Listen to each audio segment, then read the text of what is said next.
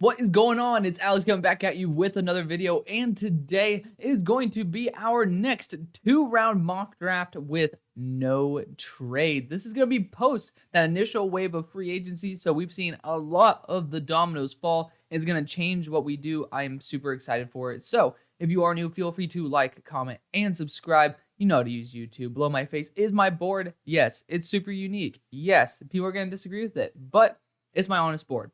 And that's perfectly fine. So if you do love this type of content, please feel free to stick around. Below all of that, at the bottom of the screen is a beautiful ticker with all of the ways to get involved with the community. Also, it's going to be the link tree in the description. And take advantage of our two sponsors, Olipop and UnderDog Fantasy. Use code HAILMARY, save yourself some money, spend some money, enjoy yourself. Let's get right into this. This is going to be a live mock draft. Usually I have a Justin Fields trade because it used to be where he was worth a second-round pick. Nope. I think it's pretty safe to say when Desmond Ridder is getting traded before we end up seeing Justin get traded, and the majority of the teams that were the main front runners for him end up drafting or trading, signing their own quarterbacks, it's getting a little bit rough. So we'll see what happens there, but I don't think it would actually affect this mock draft unless there's maybe a team while we're in the middle of it that could end up really be dying for Justin Fields, but it's not going to affect this mock draft. So it's going to be one of my first 2-round mock drafts with actually no trades. Of course, the Bears are going to start out the draft still getting Caleb Williams. The fact is, they're shopping Justin Fields. They're sold on going after Caleb Williams. Hate to say it, that's the case. Now, if you're really sold on Justin Fields, you better hope that Caleb Williams is not the prospect that we think he could be. Because if you end up passing on a potential top 10, top 5 quarterback, to be able to get someone who you hope could be, a top 15, top 10 type quarterback, it's pretty bad asset management. Unless you get one hell of a deal. Again, there's a price for everything, but Caleb Williams is going to be the guy. At pick number 2, the Washington Commanders are on the board. It seems more and more like the number 2 overall quarterback is Jayden Daniels. And for me, he's my QB2. But for a team like the Commanders, where their offensive line is pretty mediocre at best, I'm talking about at best, even if you bring Tyron Smith on, it's still pretty ass. I'd be a little bit worried. Both of these guys, Drake and Jayden, are not very averse from contact. They certainly take more hits than I like. They don't know to slide very well. Jayden is a little bit more at risk of injury. He's had those injuries. He's done the stupid shit where he's trying to jump over somebody. Like, it was, I think, even a 1st and 10 near the goal line in the red zone. This dude just tries to hurdle against that Florida State game. Like, he just does some things that are very much head-scratching moves. But talent-wise, Jayden Daniels is off the chart. Same thing with Drake May. I think the arm talent's a little better for Drake on a, high-level basis. I think Jayden is a little bit more pinpoint. The processing is where Jayden, I think, is a little bit better outside the numbers than Drake May necessarily is. Drake's a little bit inconsistent with his ball placement as well. But it's hard for me to believe that Drake May actually is going to go after Jayden Daniels. Like, Drake May, if I'm not mistaken, he is younger. And then he also has those high-level plays that are simply jaw-dropping.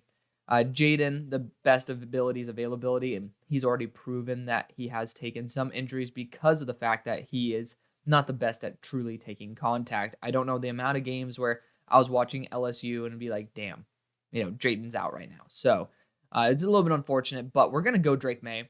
I think it's just smokescreen season. You got to factor that in some way, shape, or form. And, Drake May certainly is going to be that QB2 on a lot of people's boards. Again, Jayden Daniels is QB2 on mine, but not by a significant margin. He's just a really athletic quarterback. And, that frame is what really concerns me. Technically, Drake also will still have to deal with those O-line issues. But, I just don't really think they're going to be passing up on a QB like Drake May anytime soon. At pick 3, the Patriots were in the market for Calvin Ridley. Obviously did not end up winning that bidding battle where Ridley ended up going for $23 million a year to the Tennessee Titans. Now, we'll talk about that deal a little bit more when we get to the Titans specifically. But I do know the Patriots are in the market for a receiver. They're also in the market for a quarterback. I do feel like the Patriots are not the style of team. Like, looking at the offensive tackles, they got Chukwuma Okorafor, and then, it depends if Owenu is actually going to play guard or tackle in the long run, but they still need to get offensive tackle help. I would say with Waynu on roster and at least Chakuma there is at least a little bit better talent for Jaden. But you also have to factor in this team was looking for a true wide receiver and like a wide receiver one at that. And that's what Marvin Harrison brings to the table. I would be very surprised if they end up passing on Marvin Harrison. I've gone Marvin Harrison so many times though at this point. Like I know most of the mock drafts are going to go the way that I'm, leaning, but I've been going the Marvin Harrison Jr. route for a hot second. Time to change it up and go back to the standard Jaden Daniels. He's a phenomenal quarterback. Again, just talked about those issues primarily with durability. And we'll see. He could end up slipping in this draft because some teams are worried about his durability concerns. But I think that, the talent is certainly there. It's very, very tough to transition from being one of the most inaccurate passers in college with an above 50% uncatchable pass rate to being able to throw absolute darts and dimes. So I'm very proud of Jaden for having that career ascension. And, it's not just the talent that's around him. Arizona State, he had a ton of talent too. It required him to get better as a quarterback in order to be able to be where he's at right now. I appreciate that, and I want to be able to reward it. At pick 4, the Arizona Cardinals are definitely going a wide receiver. I hate to say it. You don't even have Rondale Moore anymore. You just traded him for Desmond Ridder. Yeesh. This is Marvin Harrison Jr. It's not going to be Marvin Harrison Jr. It's going to be Malik Neighbors. I doubt you trade out. You just brought on Jonah Williams. Not the end-all, be-all. He's kind of mid. But when you do lack actual receiver quality at this point and quantity, it's obvious where you're going. So we're going to be going Marvin Harrison Jr. here. At pick 5 with the Los Angeles Chargers, you brought in a second tight end in the offseason. So I think that tight end with Brock Bowers is certainly off the table. Now, I do believe this is a trade out spot. J.J. McCarthy's here. You have 3 teams from 11 to 13 that are certainly looking to nab their quarterback of the future. It's a perfect opportunity to move back and end up getting really good draft compensation for that. However, this is a mock draft with no trades. So let's assume that, we got no bidders here. There's 3 positions I think the Chargers should target with this pick. Wide receiver, you got Malik Neighbors here. You got Rome Odunze. I got to think a little bit more strategically through Harbaugh's lenses. Like when you look at how he's built his teams, he's built heavy for the run game. He's also built, obviously more value for receiver than I believe top end talent. And I don't know if he really values the receiver position the same way he'd value offensive line. Now, people are trying to say Joe Alt left tackle or right tackle. He struggled in Stoutland's one drill to test out if they can play both left and right tackle. I think teams take, at least a note of that. And Joe Alt certainly to me should be and remain a left tackle. There's Tali Fuaga.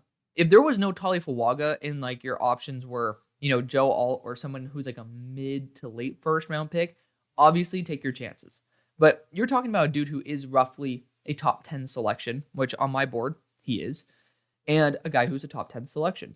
One plays left tackle, one plays right. Go with the right tackle. It's mind-boggling how many people genuinely think that you can transition from left to right tackle with no hitches, no issues. There was a risk with Penei Sewell.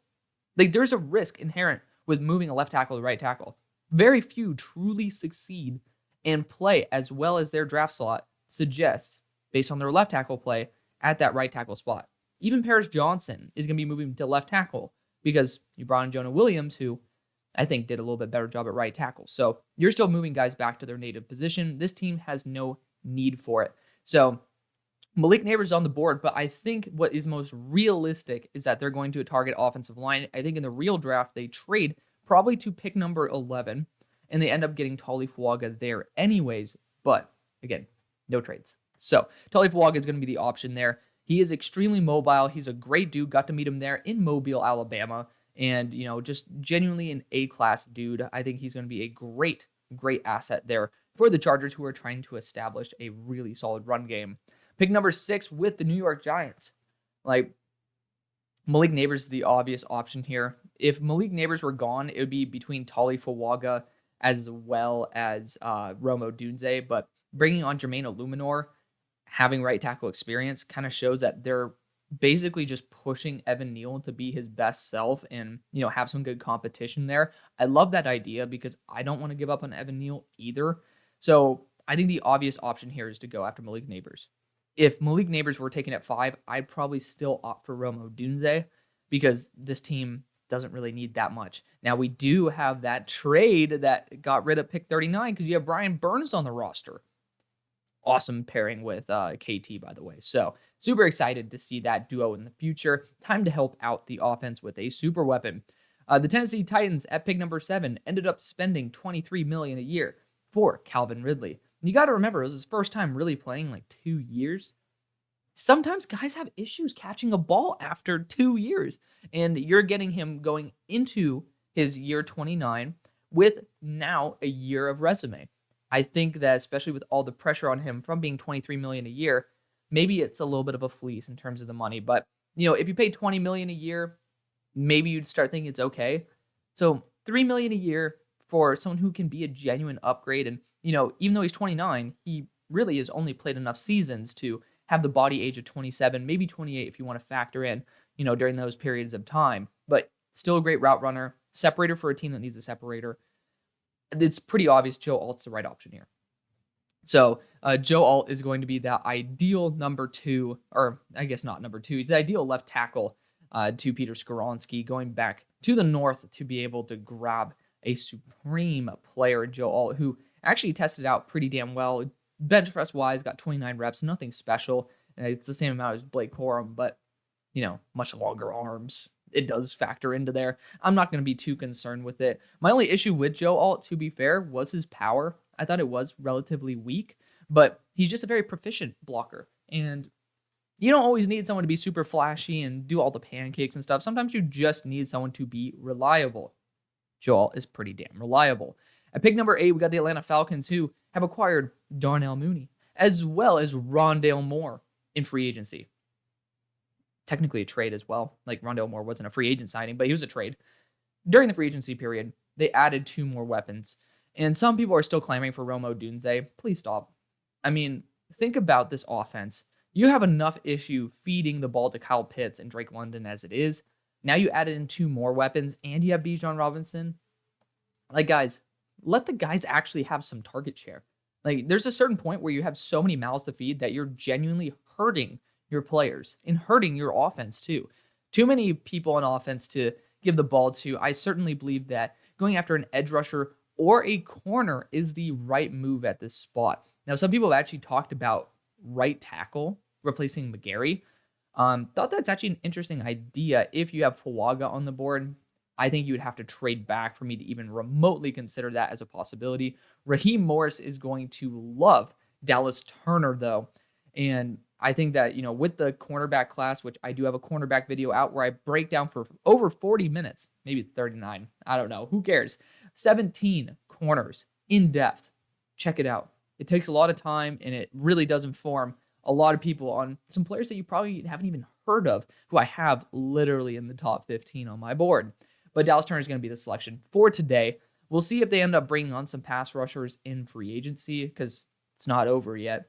But, essentially it's Dallas Turner, or it's going to be Terrion Arnold. I think Terrion Arnold is a dark horse candidate for this pick. He's an awesome player who has CEO level of professionalism. NFL, you always see a corner going in the top 10 anyways. This is going to be my little dark horse spot for one to go. At pick 9 for the Bears, it's another team where, you could look at offensive tackle. I don't think that Braxton Jones is poor enough for me to think of that as a noticeable upgrade. I think Rome Odunze is going to be that noticeable wide receiver 2 upgrade. The Bears have essentially lacked any form of addition in terms of receiving weapon. Well, I'm pretty sure y'all got Gerald Everett, but, we're talking about like an actual wide receiver 2 here, a legitimate starter. And, I want to be able to get that at this point. Rome Odunze is the obvious option. Jared Verse would be great as well, but this class does have some dudes who you could draft on day 2 a little bit later on that could be a really nice 1-2 punch and at least develop into something special. I would hope the Bears would be a little bit more aggressive at either edge or wide receiver. You brought on a nice center today, and I think I'm forgetting his last name. It might be Brandon Shelton, but the Rams starting center, it's a 1-year deal. It's a plug-and-play guy who's just kind of average, but it's certainly an upgrade. I love that for y'all because sometimes you don't need to get flashy with picks. Sometimes it's okay to play Moneyball and get really good value just by players not being tomato cans. So Rome Odunze is going to be a guy where you want to get a little bit more flashy. Great red zone presence. He's a perfect pairing for DJ Moore. At pick 10 for the New York Jets, they traded for their star right tackle. Star. He's 35 years old, but he's actually really solid. Morgan Moses. And you already signed your defensive interior, Javon Kinlaw. Granted, it's like, I think, $7.25 million deal. Nothing crazy. It's not like you're paying him legit starter money, but you seem to at least have things in place. Now, I think offensive tackle would be the move if you stay here. I have a sensation that this is going to be a pick that gets traded in the draft because you lack a second-round pick for that Rodgers trade, and it's the right thing to do to move down the board. With so many offensive tackles on the board, yes, Olu and Troy are the last two left tackles. You could miss out on both of them potentially, and that would be a big oof. But at the same time, you need to, you could also go after guys like Tyron Smith, which I think would be the smarter move. Just move back, be able to get a stud wide receiver, and then cook from there. I think that'd be a smart thing to do. But if we have to sit here and take the right option, I don't feel like this team is going to focus as much on the run blocking as they do on the pass blocking. Olufoshanu has very small hands. And for me, I don't have an issue with hand size. Like, I don't factor it very much into my overall grading until it becomes apparent that it's the primary cause of an issue. Now, Olufoshanu has an issue having guys or controlling guys in the run game. Guys slip off his blocks quite a bit. That is an issue. You have to bring that to the table. And I still have him as 12th overall on my board, but that is certainly subject to change because I think if his issue pertains to something he can't change, I'm a little bit more worried about his overall usage at the next level. But this is a team that should be focusing on protecting Aaron Rodgers rather than primarily developing a ground game with Breece Hall. So I personally think this would still be the smartest move for the Jets because it does accomplish the goal that you're trying to solve, which is protect Aaron Rodgers, let him do his thing. At pick number 11 for the Minnesota Vikings, he brought Sam Darnold in for a one-year deal. I honestly think that's a perfectly good option to have as a competition for JJ because they actually have similar playstyles. That it factor, the mobility, they're both, relatively good-looking white dudes, so you at least have some similarities there. They feel comfortable together. The last point has absolutely no effect on the actual gameplay. But, they still have very similar archetypes, solid body builds, mobility, it factor, processing issues from time to time, and, inconsistencies. And I think that's been kind of Sam Darnold's Achilles heel. But I love the fact that you can have both of them on the roster at the same time, and it gives JJ McCarthy the time to develop. And it gives Sam Darnold the time to really show out, especially if he wants to move on to another organization as a true starter. So for me, I'm going to go JJ McCarthy here. I think that he does have the plus upside, and you have him in a situation that is very beneficial to his overall development because you are going after someone who is now a seasoned veteran, has sat behind a lot of really good quarterbacks and a lot of good systems there in Sam Darnold. That's a bit of a stretch. I know. It's a little bit of a stretch, but at least now he's seasoned in a Shanahan system. He did end up going to the Super Bowl. So there you go. But, he does have at least the proper training. He doesn't seem to be a locker room cancer at all, but, he has the talent. And it's very similar, in my opinion, to a career projection of J.J. McCarthy if J.J. doesn't have the you're essentially going to learn from the mistakes of a failed J.J. McCarthy with Sam Darnold. And I love that. Sometimes you just want to place a guy in a situation that he will succeed in because he gets to see how not to fail. That makes sense? I feel like it does, but feel free to argue down in the comment section below. At pick number 12 for the Denver Broncos, this one's going to be an easy one for me. Looking at the edge rushers, Jared Verse is phenomenal, but there's just something special about Terrion Arnold. You can use him in the slot, you can use him on the boundary. With Pat Surtain potentially still getting traded, and I think the Eagles might be really heavy on a trade for that, you still actually might need a corner one. Terrion Arnold is phenomenal. Talk about a cerebral mind. He's someone who, he's a CEO type. He could be the face of your franchise. He's super smart, very athletic, not necessarily top-end speed-wise, but super fluid, very explosive, and he knows how to get the ball. And that's exactly the MO of the Broncos. They're going to go back to Alabama to get the best player available because that's the right thing to do. Get the best player. Don't force going after a position that you don't really need. At pick 13 for the Las Vegas Raiders, there's a lot of good picks here. There really is. And this team could certainly use upgrades across multiple parts of their team. Quarterback, technically, but I don't think they'll have AOC and, Gardner Minshew. I don't think they're going to put AOC as their QB3. I just don't see that being a thing that they do. I'd like the idea that they have a quarterback competition and, essentially build the rest of the team first before dropping a QB in. I feel like that's Antonio Pierce's MO. I don't think he's too scared of the future, so to speak. I think that his job security is certainly in place. Guys love him. And, if he ends up, basically telling Telesco, yo, I'm going to build the team first and drop a QB in, I think that there's going to be a little bit of a longer leash for failure. And I think that's a smart thing to do. Like, at the end of the day, your goal is to win a Super Bowl. And dropping a QB into a situation where you're certainly not going to win one is a stupid idea. Now, you just spent money on Wilkins. That's awesome. That's a big need that you haven't been able to solve. Now you have. So you got that issue solved. The one thing you don't have solved, in my opinion, is going to be that corner one. Now, I do think that right tackle is in play here. Obviously, Illuminor is now on the Giants. Could certainly upgrade there.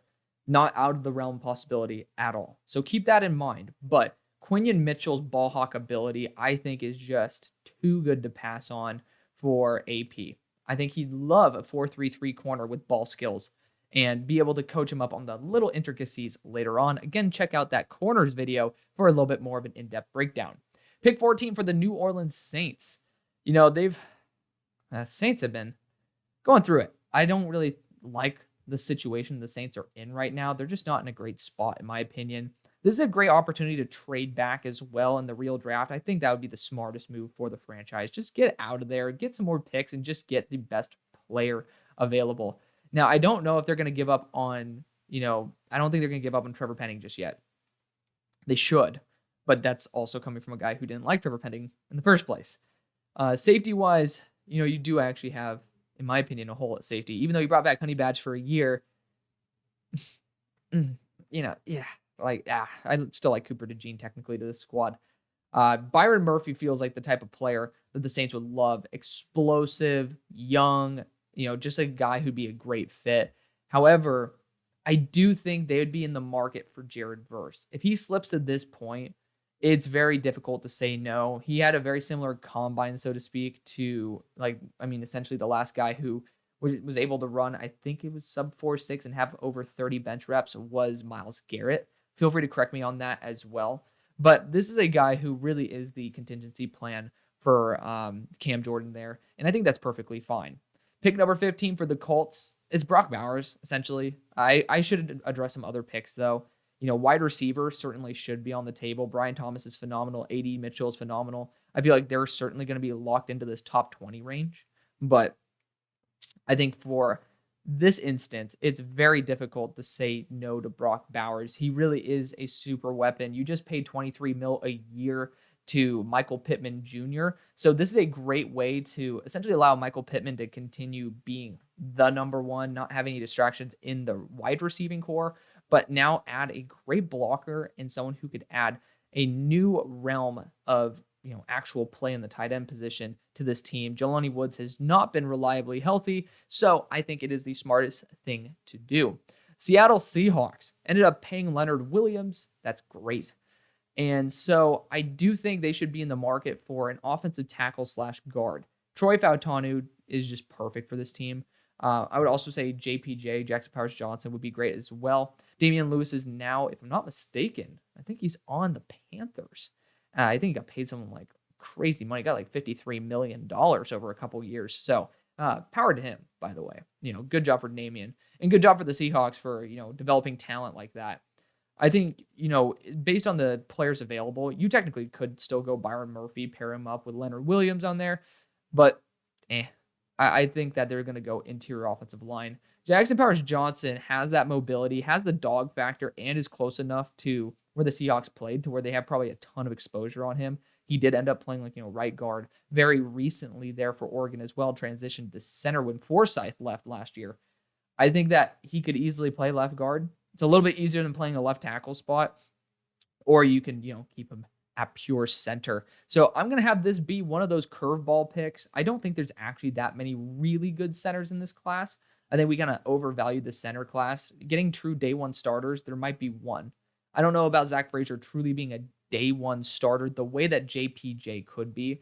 I think Zach Frazier, would be a day one starter, but it's less of a guarantee. And the guys after that, I don't even know if I would start them day one.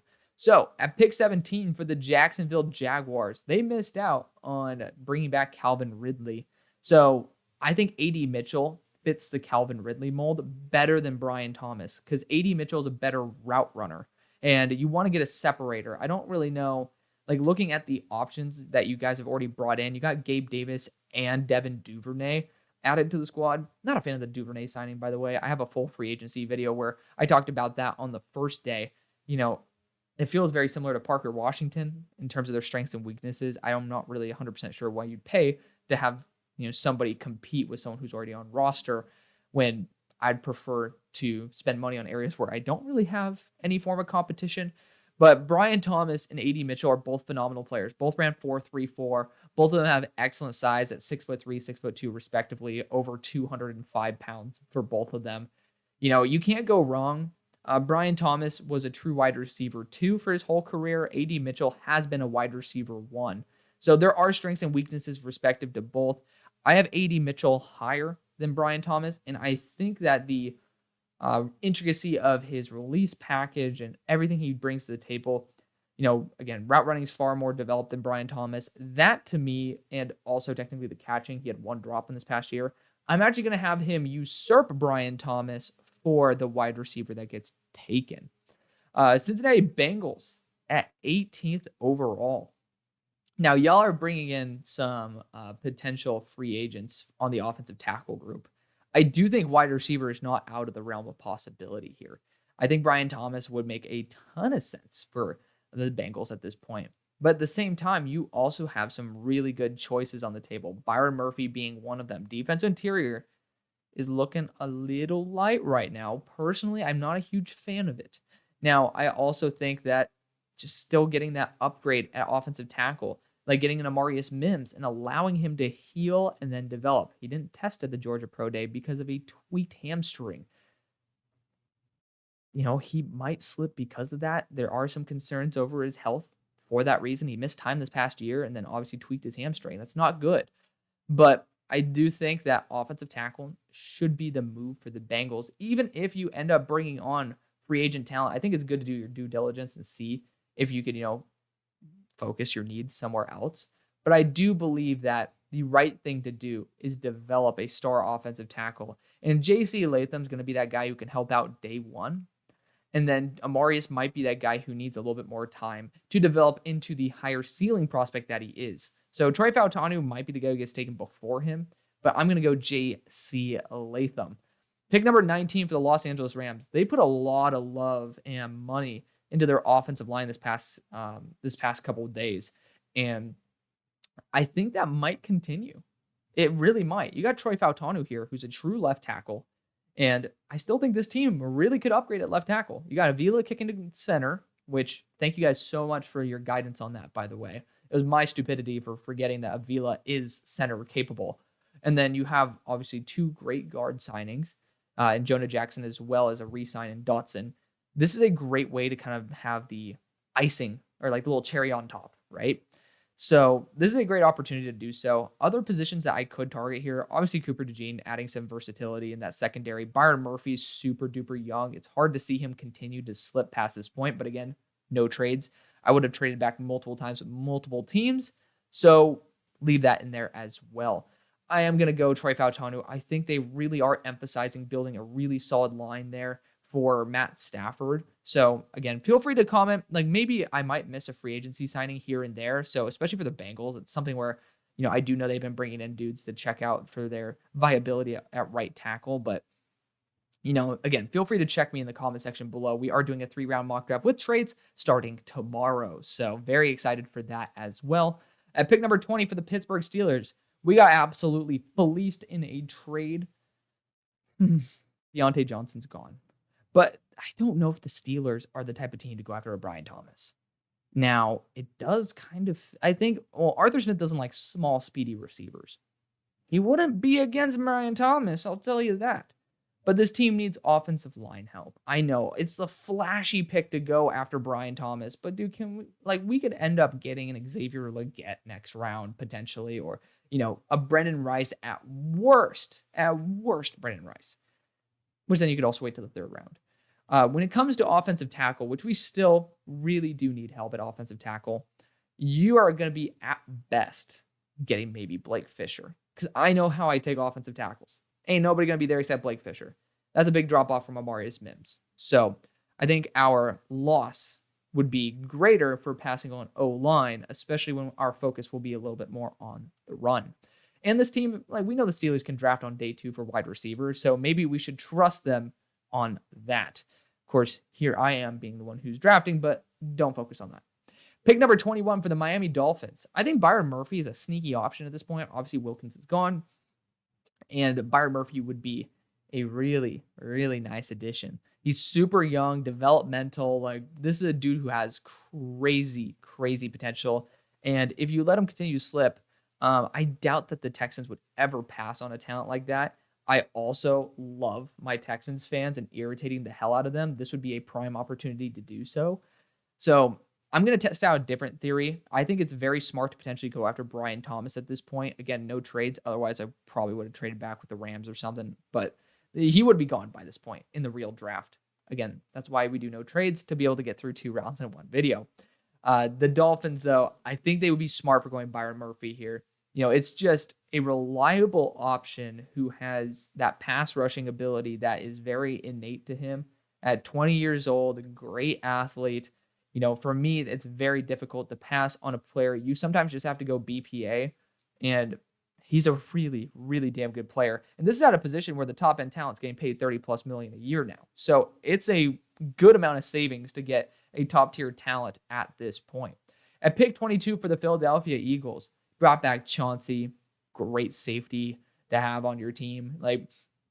This team's doing a pretty damn solid job in free agency. I would say it's not a very Howie free agency, though, giving running back a 3-year deal. Love Saquon, but, certainly is a relative concern when Howie is starting to bend his morals a little bit, which, to be fair, you haven't technically won a Super Bowl yet. So if, you could still tweak it a little bit here and there. Now, I do think that Latu would be a prime option when you are looking at potentially moving both of your veteran edge rushers there. I think that you would certainly be in the market for one more edge rusher. Josh Sweat, I think his build comps very similar to Latu. Now, I do think wide receiver 3 would be pretty damn awesome with Brian Thomas. But it's just, for me, I don't see that being the best option for the team. Now, I do think in the real draft, the Eagles could even trade back and end up drafting Edgerrin Cooper. But Latu is here. And I think that'd be a perfect Sweat replacement. You have Huff to essentially be that guy to replace Reddick and then work with Nolan Smith. Remember, Huff hasn't even played above 50% of the snaps. This is not a guy you can easily project as a pure starter. And if you did, you pay him a little bit more money than $17 million a year. So we're going to go Latu to add him to the mix. As long as he stays healthy, I think he'll be perfectly fine. And apparently the only team that didn't medically clear him from his neck injury was Washington. So that's why he continued to play elsewhere. So because there's only one university in his university that said, we are not going to play you. I picked 23 for the Houston Texans. Jazon Newton's a solid option. When you look at the defensive tackles that this team has also traded away, it certainly still is a prime option for me. However, when you look at the teams that would end up inheriting Brian Thomas, if we end up passing on him, maybe it is the Cowboys. I doubt it. But you could even look at, the Cardinals can you imagine that? The Cardinals go Marvin Harrison Jr. and Brian Thomas, but realistically, it's your competitors like the Bills, even the Ravens, the Niners could be in the mix, but the Chiefs as well. Like, you're essentially arming your competitors, and this team does need a third wide receiver, like similar to the Eagles, but I think the Eagles have a better top two technically than the Texans do, and I know that's going to piss off Texans fans, but that's not an outlandish statement at all to say A.J. Brown is better than Nico Collins and Devontae Smith is better than Tank Dell. And I love both Nico Collins and Tank Dell. But Brian Thomas Jr. could actually be the wide receiver one on this team. And he brings that deep threat ability that you don't need to have with Tank Dell anymore. Let Tank Dell be the true separator. Let Brian Thomas be the guy who can truly threaten deep. And it's a great option. I mean, you're really getting a prime value on an elite player falling to you at 23. At pick 24 for the Dallas Cowboys, I have a feeling that they're going to end up getting Tyron Smith back. I really do. But even if they don't, they need to go interior offensive line. They do.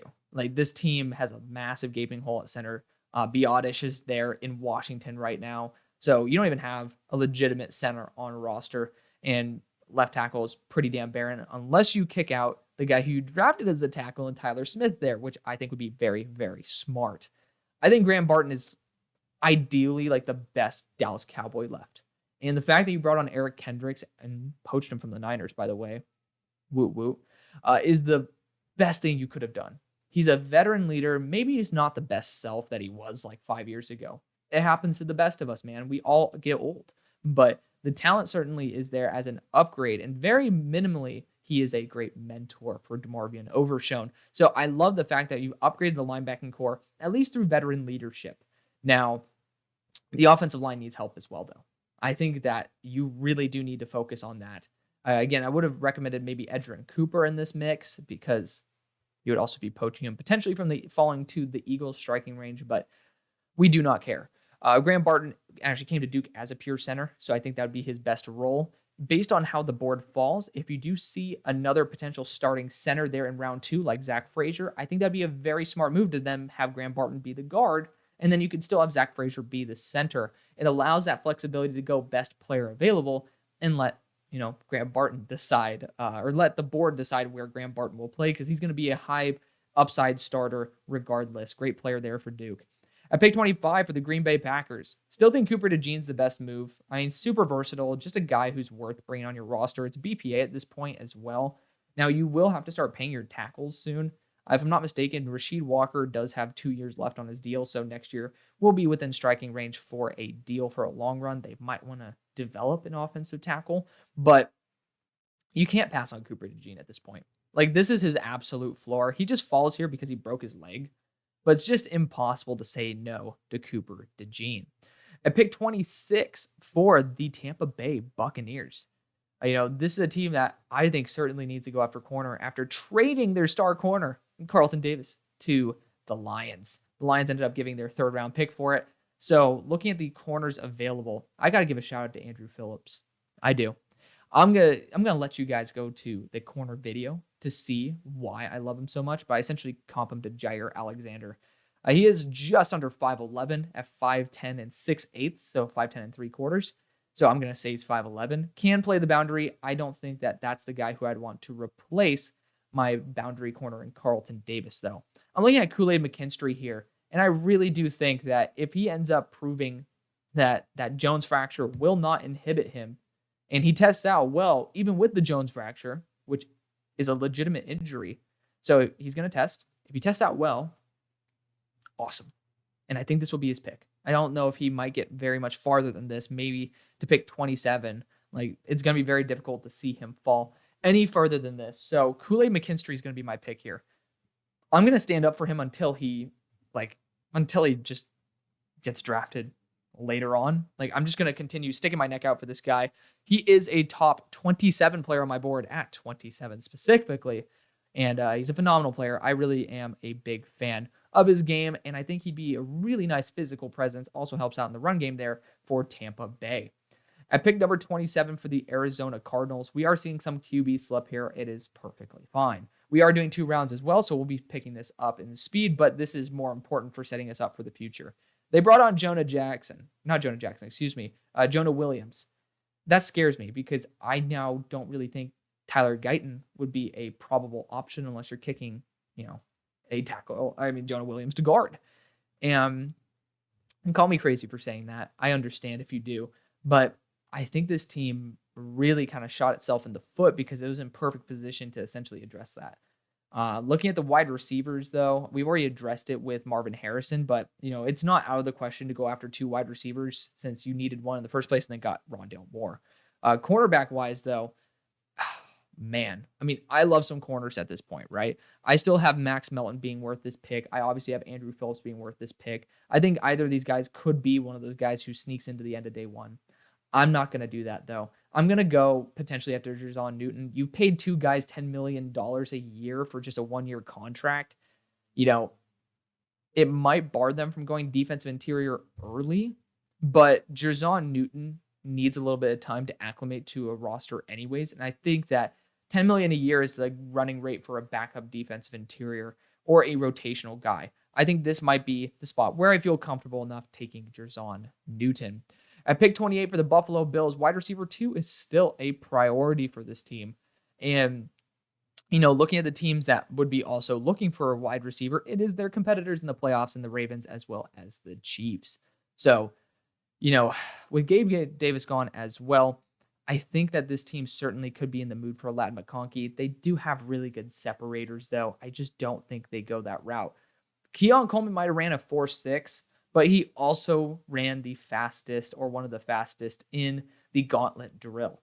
And the surefire hands, the comfortability, and the high play speed, regardless of the route that he's running, certainly makes it worth it at this point. I'd much rather have Keon fail on my team than see him succeed on another one, because it's rare at 6'4", 215 to play consistently around 20 miles per hour. Even though the 40 might not be there, the play speed truly is, and the confidence in his playability is as well. I would love to see him potentially take a much bigger role than what Gabe Davis did, so I'm going to take a chance on Keon Coleman.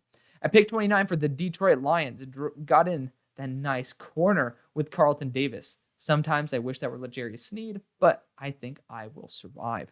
I think edge rusher certainly is going to be in this mix as well. You got Chop Robinson here. Certainly think that could be someone who I do see going at this spot. Now, interior offensive line's not out of the question. Jonah's gone, and you got Glasgow there for a re-sign. Technically could end up also seeing the retirement eventually of Frank Ragnow, so you could start preparing for that. I wouldn't just yet. Defensive interior certainly is still possible. I'm not going to do it. Emmanuel Mosley got re-signed as well, if I'm not mistaken. So I'm actually going to look at the edge core.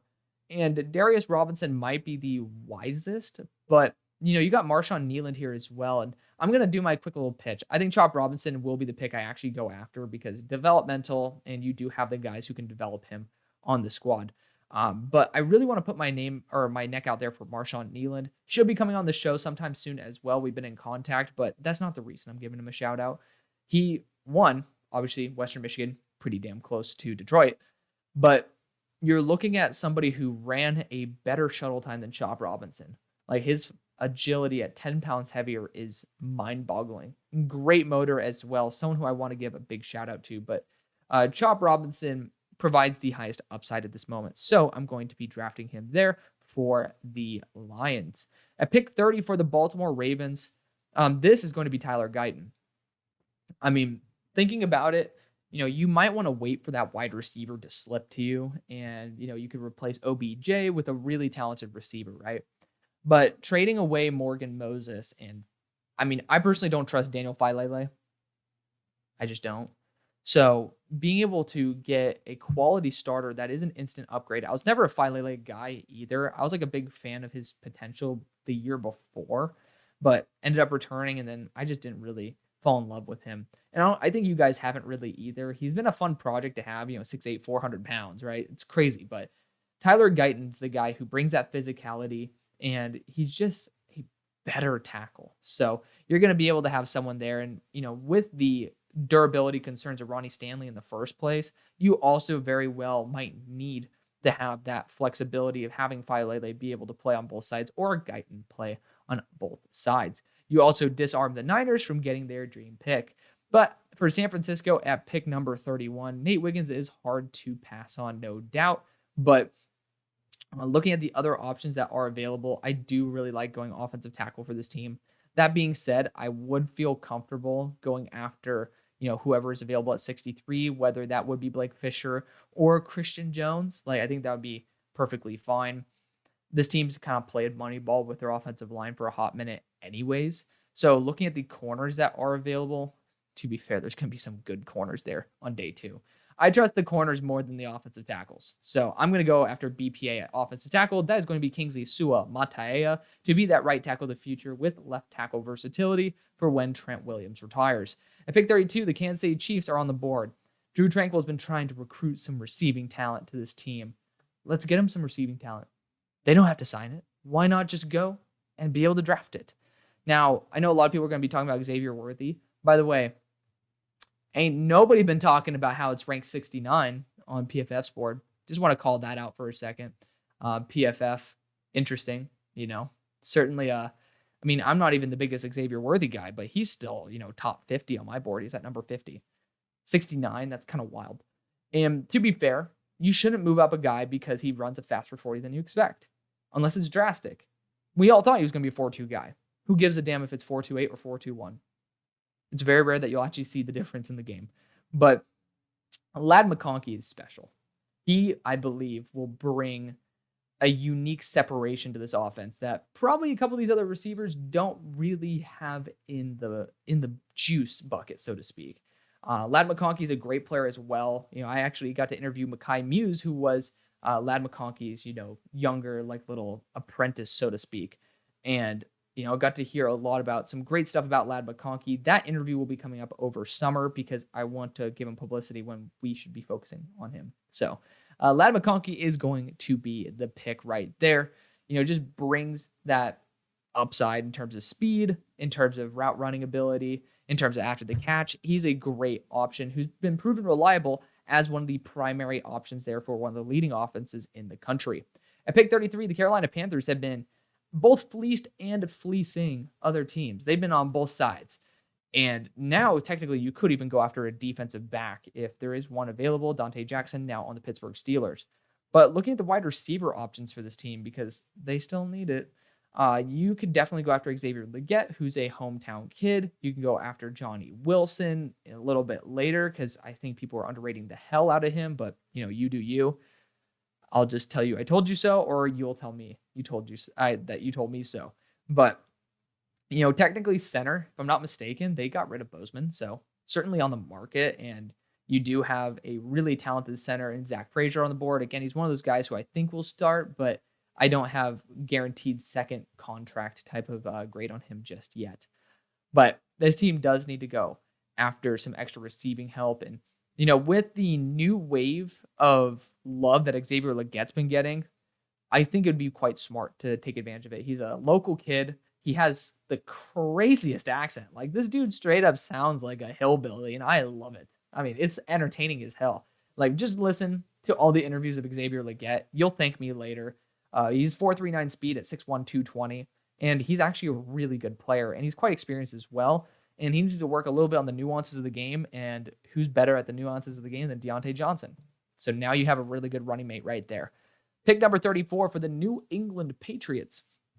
We ended up drafting a quarterback in the first round, and wide receiver still is an issue for this team, and there's a lot of good players here. Don't get me wrong. I think that you could certainly wait till the next round to be able to draft someone like a Ricky Pearsall. I think this is going to be a little bit of a reach to draft anybody except Johnny Wilson, and I'm not going to draft Johnny Wilson at pick 34. I still think they need to go after a starting left tackle, and you got Jordan Morgan here, and Karan Ahmadjadjeh. Patrick Paul as well. Got to give him a shout out because his one issue is mobility, and he actually tested pretty damn well. Got to give that dude a shout out. He's a really, really good player. I do think that this team could technically be in the market for corner. It's not out of the realm of possibility to go after a Bill Belichick move. Now, I think they're going to go offensive tackle. I think Jordan Morgan has proven enough. He has just around tackle length arms, which, as long as you're above 32 inches, I think you're perfectly fine. It's just you start questioning it between 32 and 33. And Jordan Morgan hasn't really had that big of an issue in terms of the battle with the length. Pause.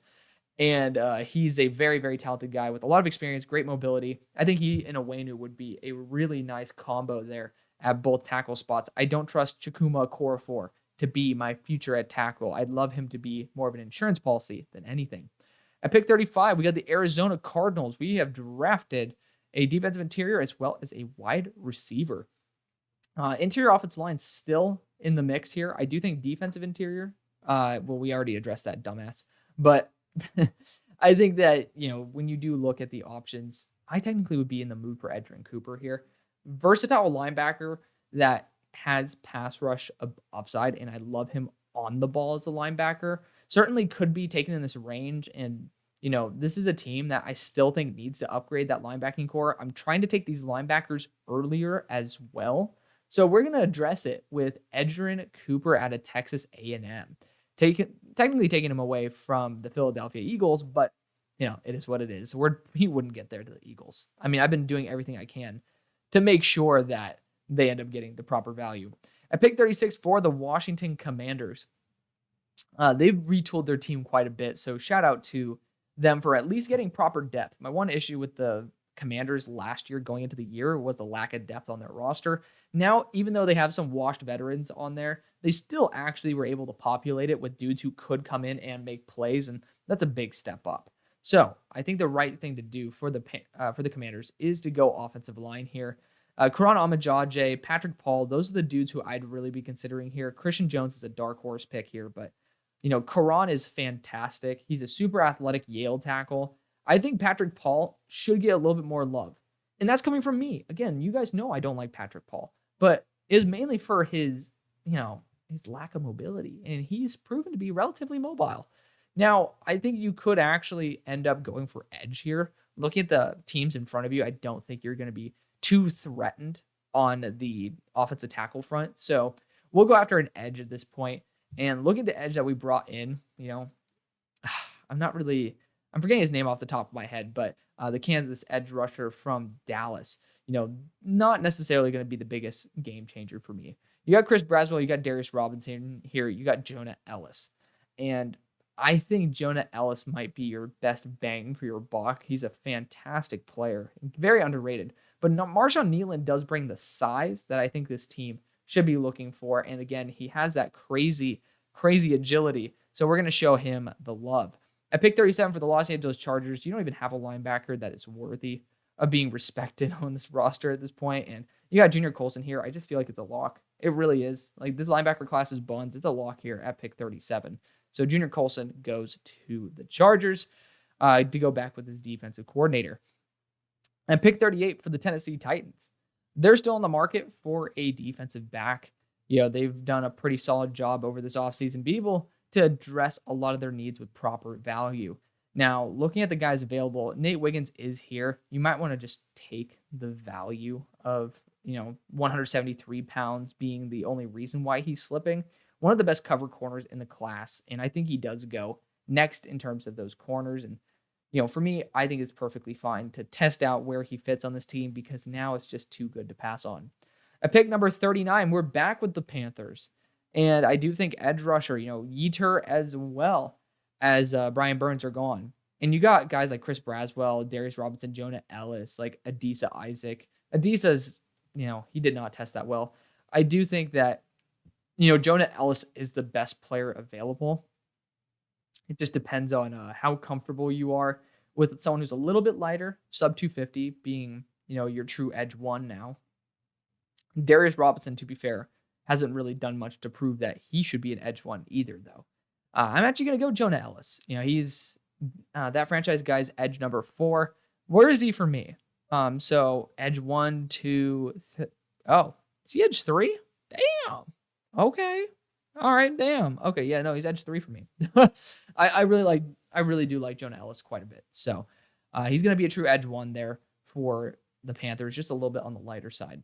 Pick number 40 for the Commanders. So we got our Marshawn Kneeland in the mix. Would have been nice to go Kneeland and Ellis and just try to snipe a tackle in free agency. Haven't done it yet. This is where I feel comfortable going after a guy like Karan Amajaje. Is a little bit more of a project, but he is honestly so phenomenal for being a tackle from Yale. Like the little finer details need to still be worked out with him. But, the foundation coming from a school that doesn't really give a good foundation, respectable. Big fan of that. At pick number 41 for the Green Bay Packers, again, it's a team that just doesn't really need very much, at all. I could totally see Zach Frazier being an option here. They cut Devondre Campbell, though, so I could see them being in the market for a linebacker. That being said, Peyton Wilson apparently had some ugly medical records. That's someone else's words, not my own. It was him and Braden Fiskey that reportedly, again, I'm not saying this is a fact. This is what I've seen from sources that were at the combine. But reportedly, Peyton Wilson and Braden Fiskey had, in quotes, ugly medicals. And take that as you will. I'm going to be a little bit more on the cautious side, especially in a poor linebacker class. I am a bit concerned. And based on Devondre Campbell's history of not being really reliable, I don't know if injury prone is necessarily what you'd want to replace your injury prone players for the Packers. So that's going to be off our list. We still have good quarterbacks on the board, just haven't really had a team to take them to. That's why I also don't go quarterback for the Patriots. Like, I think it's their best return on investment to wait on the quarterbacks and see what happens. But, this could be the spot for a running back. It's just a bit early given that you just brought on Josh Jacobs. That being said, this team likes an RBBC. Josh Jacobs actually pairs really damn well with Trey Benson. I think that'd be a smart move. And looking at other teams that could be in the market for Trey Benson, I could see the Vikings. They have Aaron Jones for 1 year. They have nothing after that. Of course, next year it's a killer running back class. But you even could see a couple other teams like the Raiders being in the mood for a running back like Trey Benson. So you do have a lot of competition, and I think that might press the issue on Trey Benson. Deep down, I think they're going to be doing a massive trade up in the draft because they just don't have very many issues, and maybe getting a top corner like Quinyon Mitchell or Terrion Arnold, which I think Quinyon Mitchell's a little bit more likely. But Trey Benson is going to be the guy based on the draft capital we have now. At pick 42 for the Minnesota Vikings, drafted a quarterback in round number 1 in J.J. McCarthy. Here in round number 2, technically you could have gotten a quarterback, but again, can't really project that. This team doesn't need that much, to be honest. They don't really need that much. A defensive line, I do think another edge rusher is required. I do. You have one really good edge in Grenard that I trust. You don't have, it's funny. I think y'all actually swapped edge rushers. Yeah, because Danielle Hunter ended up going to the Texans. So that's pretty cool. I think actually Darius Robinson would be a really cool weapon to bring onto your squad. His physical build doesn't necessarily lean towards what the Vikings have had in the past, but that versatility of being able to kick him inside and that power could really bring something special. Of course, you could pair up Grenard with another Bama edge rusher, but I think Darius Robinson adds a little bit more excitement to the mix. At pick 43 for the Falcons, this is going to be a cornerback. It is. You could go QB based on the guys available, but there's nobody's young and developmental. We've already got an edge rusher with Dallas Turner. Corner certainly is on the market for these guys, and looking at the corners available, and it's Rakestraw is phenomenal, but we're still waiting on pro day results for him. Andrew Phillips is great, but I do want someone who's going to be processing a little bit better in zone coverage and someone who's a little bit more balanced. Maybe not just a zone cover guy. Like, I want someone who's balanced, and that's Renardo Green. He's just everything you could ever want from a corner, and he is still a top 32 guy. He's at 31 on my board. I feel like he's going to be a little bit more up the Falcons' alley than maybe an Andrew Phillips because he really is cerebral in terms of his intelligence, high instincts, and just very, very well balanced. So Renardo Green is going to be my selection. Again, feel free to watch that corners video to see a little bit more in depth about each player. At pick 44 for the Las Vegas Raiders, went after a cornerback in round number 1 and we've addressed a lot of positions. One of the positions we didn't address is quarterback. I said we wouldn't go after one because I didn't even expect one to be here. And there's a certain point where, you're paying Gardner Minshew essentially pennies on the dollar to be a rotational quarterback. And AOC is a good guy, but when you get to have someone who's a bona fide starter for a very powerful offense, to me, that gets me excited. And both of these guys, Nix and Penix, went at each other, multiple times last year. And it was one hell of a fireworks show each time. I think Bo Nix provides a little bit more mobility than Penix does, and he leans a little bit more towards the Minshew style than Penix does. And I think it shows where they're going to be leaning. AP obviously coached Jaden Daniels back in the day. Bo Nix isn't the athlete that Jaden is, but I think that now it's impossible to pass on. It's just best player available. At pick 45 for the New Orleans Saints, we ended up going, what do we do in the first? Jared Verse, we did. Jared Verse to the Saints. So now, looking at the potential tackles on the board, because I still think you could go that way. Patrick Paul would be fine, but I just don't think this team has the balls to go and admit that they're completely wrong. I think Chris Jenkins would be a really good compliment. When you look at a 6'6", 300-pound player in Brian Breezy, like you look at Chris Jenkins, who's going to be a little bit on the shorter stature, if I'm not mistaken. I think he's 6'2", 6'1", 6'3", excuse me. Like he brings a great balance because you have that run stuffing ability that is super innate. And obviously he's the son of I believe a former first round pick as well. And you combine that with the pass rushing upside of Brian Breezy. It's a really nice 1-2 punch, and you're re-solidifying a defensive line. And the best way to win games is winning through the trenches. So you could go after a QB here, Michael Penix. I just don't think this team is going to do it at all. I just don't have faith that they would be prioritizing quarterback over defensive line. I think that the Raiders certainly do have quarterback circled on their list because they don't even have a legitimate starter. You at least have a legitimate starter. Pick number 46 for the Indianapolis Colts. We went after Brock Bowers in round 1. Corner is going to be my selection here in round number 2. Could trade for L'Jarius Sneed. This very well might be a L'Jarius Sneed pick, but we're not going to do that just yet. Looking at a guy who I think would work really well, it's Max Melton, Andrew Phillips. Like both these guys, they're technically sub 6 foot, but like they're very physical. I think Cam Hart is going to be the guy who ends up actually being the corner who gets taken because right down the road, 6'3", 202 pounds, physical, long arms, big fan of it. Like it's just been my lock to them for round number 2, and I think it's a perfectly fine option. Even though he ended up being a little bit lower in my corner rankings than I wanted to, he just fits this system so damn well. At pick number 47, I do wish his zone coverage ability were a little bit better. That's why my only issue with him in this system. But, dude, there's just something about a Notre Dame corner who has that physical profile that the Colts are really looking for that speaks to me. And I think the rest of his game is still there and still developing. And that might be what the selling point is. Pick 47 for the New York Giants. Went after wide receiver.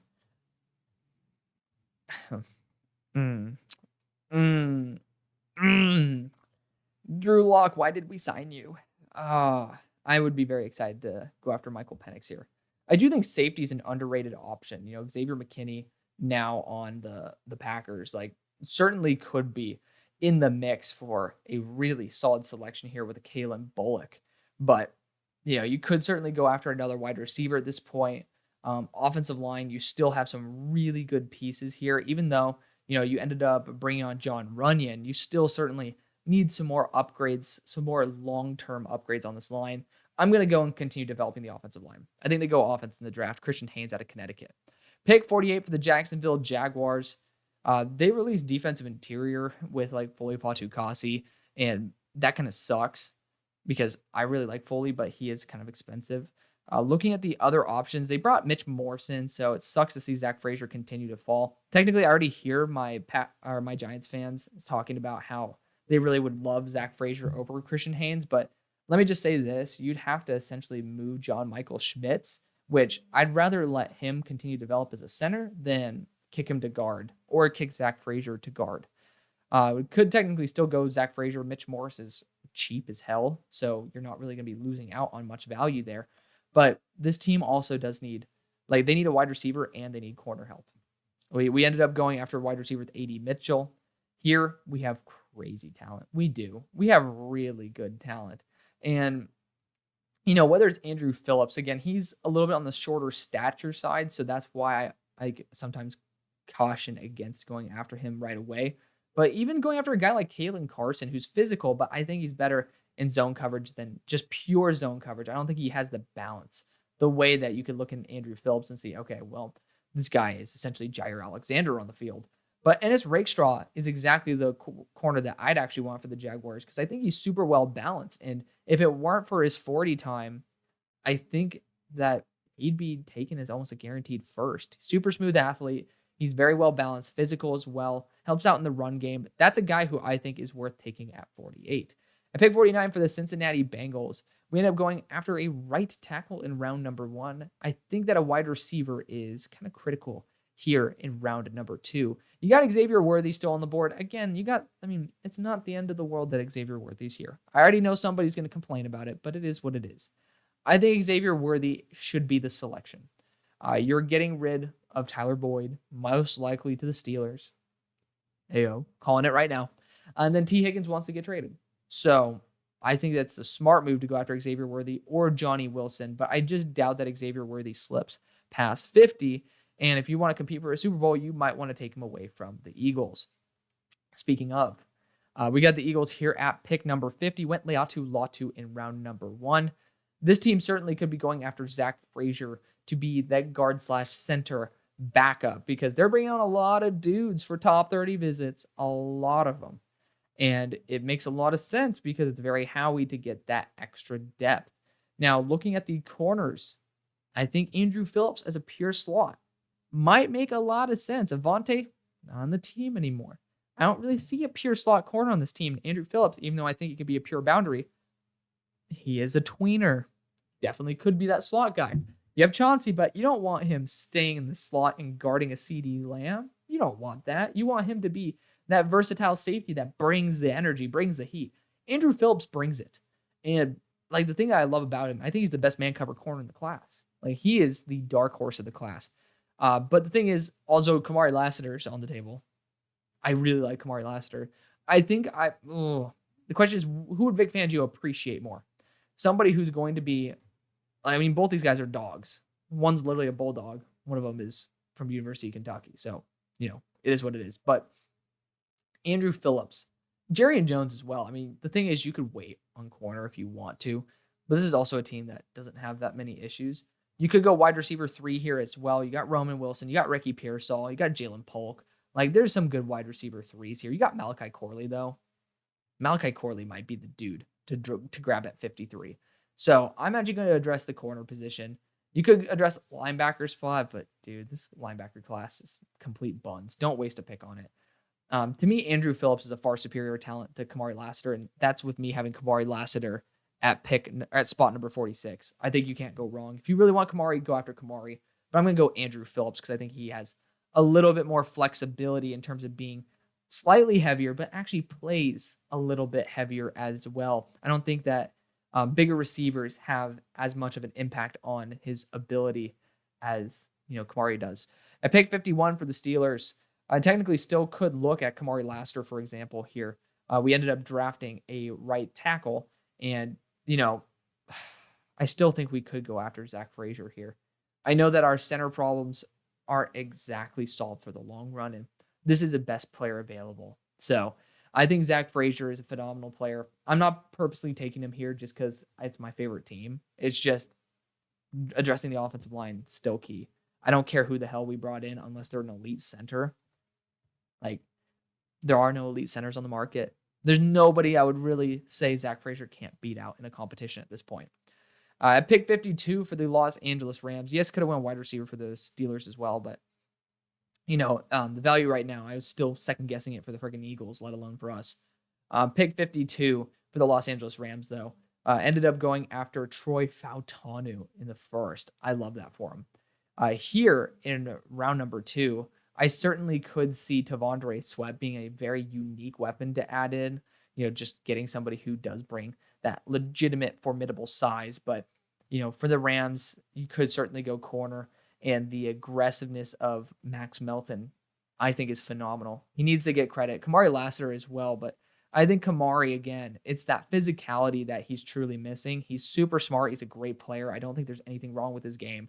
But Max Melton's a top 32 player for me and deserves to be selected roughly top 50. And I don't think any team's going to regret that. At pick 53 for the Eagles, this is going to be their wide receiver 3. And you know what? I think Malachi Corley might be their choice. Now, you can toss any wide receiver 3 in here that you want. Like Ricky Pearsall technically could be a better choice. But Malachi Corley's great with the ball in his hands. He's essentially a running back as well. So you're going to be able to have some guys who are really good after the catch and essentially mitigate the risk of letting Jalen Hurts be the primary decision maker on whether the play succeeds or not. Pick 54 for the Cleveland Browns. Talk about a team that's like revamped their wide receiver core. They don't even need wide receiver anymore. They don't really need much. Defensive interior wise, I could go Tavondre Sweat and just add him to the mix, but they don't really need that either. Linebacker wise, I think they could actually go after Peyton Wilson at this point. It's BPA. So you're going to just get a really talented linebacker. Anthony Walker isn't even on the team. So I think it's worth taking the risk at this point. He is a top 32 talent, just injuries have pushed him down a little bit. At pick number 55 for the Miami Dolphins, ended up going defensive interior in round number 1 with Byron Murphy II. So here at pick 55, I think wide receiver with Ricky Pearsall is certainly on the table. We're potentially looking at the end of the career for Tyreek Hill because he's like, once my contract's done, I'm done. But certainly could look at offensive line as well. And I think they should. You got Cooper Beebe here, who's just a really talented interior offensive lineman. And I think it's worth bringing up that he should be a second-round pick. And, he has a large resume of success. And this is a guy, we've drafted, the last guard we drafted in the second was a $100 million player to the damn Panthers. So, got to show some respect where respect's due. Cooper Beebe's a great player. Don't overthink it. I picked 56 for the Dallas Cowboys. Oh, man. Running back certainly is on the market for him right now. If I'm not mistaken, the RB1 is my boy Deuce Vaughn. But is there a running back worth taking at this point? My answer is no. People like Jonathan Brooks, so he's coming off an ACL tear. I don't know why people don't factor that into their grading because players don't come back 100% from that. Wide receiver, you technically, if you get rid of Gallup, could go after Ricky Pearsall. I think that'd be actually a 1-to-1 replacement. And you certainly still could go guard. If Cooper Beebe were here, this would be the best pick. It really would. I'm not going to do that. You said we want to run stuffing defensive interior. Devondre Sweat would be a good idea here. I think this is the prime opportunity to just ask the guy not to lose weight. Because you already have that guy on your roster. We're going to go Devondre Sweat. It's a great pick value-wise. You're going to get that guy who is that pure run stuffer. I pray that Mozzie Smith can regain the weight, but simply put, he's already lost it. I just don't know if he's going to be the same dude when he just gets the weight back on. Like, you can't just be like, okay, I'm going to get big again, and then I'm the same player who was the number 1 athlete on Bruce Feldman's freaks list. Like, it's just not a guarantee. So hopefully Mozzie figures it all out, but Devondre at 56, you might as well take the chance. I picked 57 for the Buccaneers. I drafted, who did we draft for him? A corner in round 1 in Kool-Aid McKinstry.